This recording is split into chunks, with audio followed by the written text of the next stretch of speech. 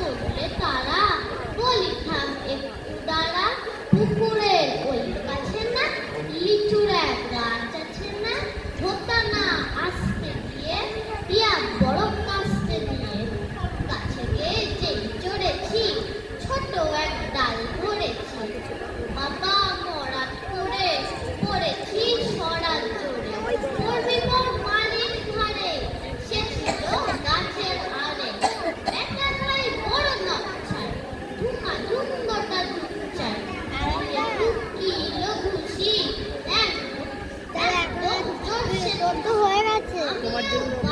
তোমারটা শুনবে বলে হাওয়া চাগিয়ে কাঁপো ওদেরও জ্বালাম বসে আছে। দেখি এক ঢিকে শেয়াল আর একটা শেয়াল কোথা, দেখুনটা দাঁড়িয়ে কোথা, দেখে যেই হাঁটতে ওঠা ছোটা, আমি কই কখনো খাবার পুকুরে করবে সাবার, বাবা গো মাথায় করে পাঁচিলের পুকুর বলে ঢুকি গিয়ে বসে পড়ে, আর